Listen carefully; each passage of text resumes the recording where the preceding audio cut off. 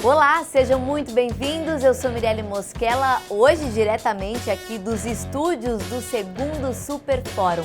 Vamos falar sobre como o varejo tem mudado a vida dos consumidores brasileiros e também destacar a visão dos empresários desse setor.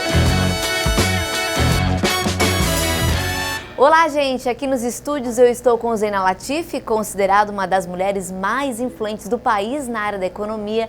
Seja muito bem-vinda, Zeina. Prazer estar aqui com você. Bom, para a gente começar direto ao ponto, quais são as perspectivas econômicas para o varejo nesse ano? Olha, é claro que está toda essa discussão sobre coronavírus, o quanto isso vai contaminar a economia brasileira, mas na minha visão, ainda que haja muitas incertezas no ambiente econômico, primeiro é importante lembrar que tem um efeito de corte de juros que ainda vai se materializar na economia. O Banco Central, quando reduz a taxa de juros básica, a taxa Selic, isso demora um tempo para se materializar. O principal canal é o canal do crédito. Então, demorou um pouco mais para o crédito voltar, né? Era uma economia muito fragilizada pela grave crise que o país passou. Mas o fato é que a gente já tem um ritmo de crescimento das concessões de crédito, um volume de concessões de crédito, que isso já vai tendo impacto na economia. E eu diria que ainda estamos nos estágios iniciais. Estamos respirando, aos pouquinhos estamos restabelecendo. Isso, e o ponto é que tem muito efeito ainda de corte de juros para a gente colher, e o mercado de crédito, a minha avaliação é que está mais blindado dessa turbulência, principalmente para o consumidor, né? O consumidor, mesmo com o mercado de trabalho tendo uma recuperação lenta, aos poucos, os movimentos são lentos, vai melhorando a sua confiança na economia. Tudo isso sugere que o varejo vai continuar tendo uma recuperação. Qual que é o alerta que precisa ser feito? Esse crescimento modesto, naturalmente, tem ciclos, eu diria, de curto prazo, que o varejista tem que estar preparado. Foi um bom Black Friday, o Natal talvez seja mais modesto, as vendas do início de ano mais modestas. Daí o consumidor arruma suas finanças, volta no Carnaval, no Dia das Mães, enfim. Se a gente tivesse com um crescimento super robusto, esse ciclo seria menor. Então é isso, o quadro ele é favorável, mas é muito importante haver disciplina, bom senso, cuidado na gestão, porque ainda é um cenário, né, de crescimento modesto. Bom, como você mesmo disse agora, né, tem um crescimento modesto, com calma, e partindo dessa visão, então, Zeina, qual seria o caminho que o Brasil deve trilhar nos próximos anos e como isso vai refletir hoje no mercado varejista? Olha, a grande questão no Brasil é o seguinte: para a gente ter crescimento robusto, não vai ser puxado só pelo consumo, precisa ter volta de investimento, né? Essa é a grande questão, o que fazer para retomar o investimento, né? Então, não tem jeito, a gente precisa acelerar o ritmo de reformas. Elas já foram retomadas em 2016 no governo Temer, eu digo reformas para eliminar essas distorções, né? Melhorar o funcionamento da economia estruturalmente. Elas foram retomadas, essas reformas, a gente tem um exemplo da reforma trabalhista ali do governo Temer de 2017, mas a gente precisa acelerar.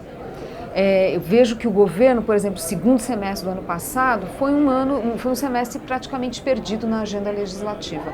Isso não pode, assim, precisamos retomar essa agenda. E, obviamente, temos que ter paciência, porque muitas reformas, talvez a maior parte delas, elas têm tempo longo de maturação. Citando de novo a reforma trabalhista, a gente está vendo só agora, uma reforma que foi aprovada em meados de 2017, agora que a gente vê alguma contribuição, por exemplo, no crescimento do emprego intermitente. Então, tem que ter essa paciência. O Brasil está no momento de plantar. Não é uma bala de prata, não é que você vai lá, faz uma reforma tributária, está tudo resolvido. São várias frentes que a gente precisa avançar. Claro que não é uma gestão de um presidente que vai resolver tudo, mas é aí que precisa ter disciplina e foco. O presidente precisa definir qual é a sua agenda, quais são as prioridades, e prioridade é olhar o que é urgente na política, o que é urgente na economia, o que é viável na política, e focar nisso. É isso que eu sinto falta. Zeina, você falou um pouco de paciência, né, até dos brasileiros por conta disso, e realmente é um dos fatores que geralmente o brasileiro não tem muita paciência para esperar com que as coisas realmente mudem.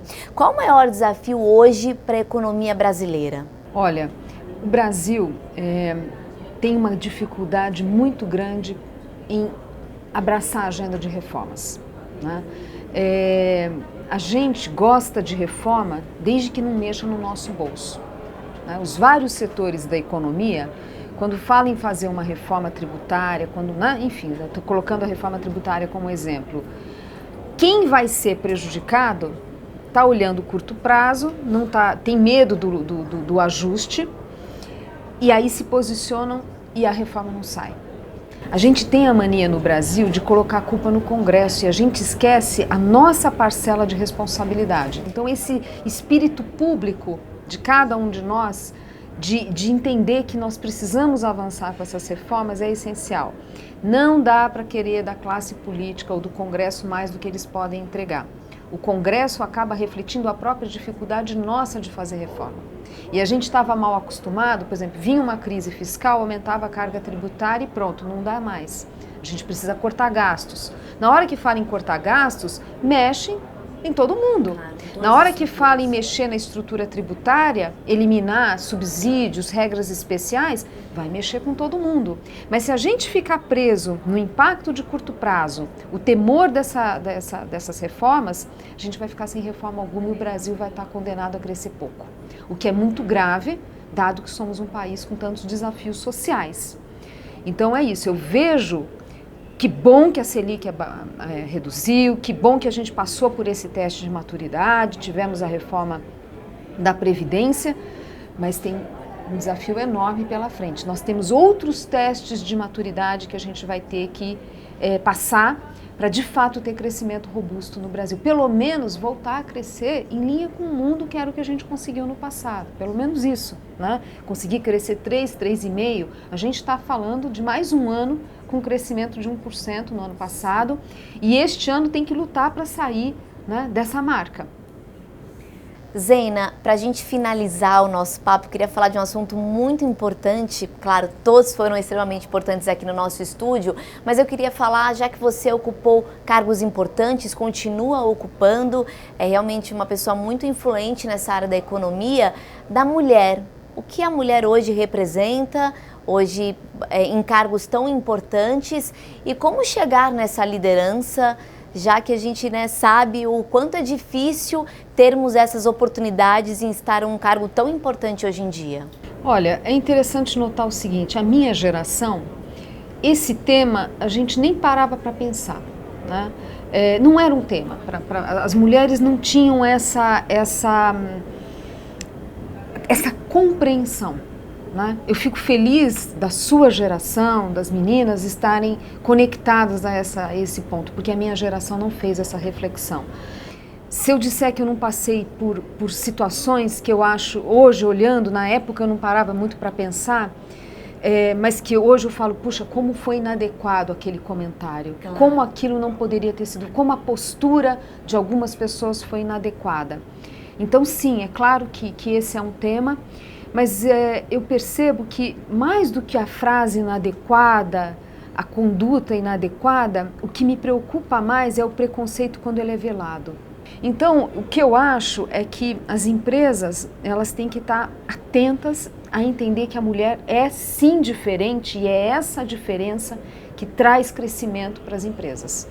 É a visão diferente, é o olhar diferente, é a outra experiência. Nós somos diferentes e porque somos diferentes dos homens que a gente tem a contribuir. Uma família mais equilibrada, com participação da mulher, eu acho que é muito positivo também, ainda mais nos tempos difíceis de mercado de trabalho.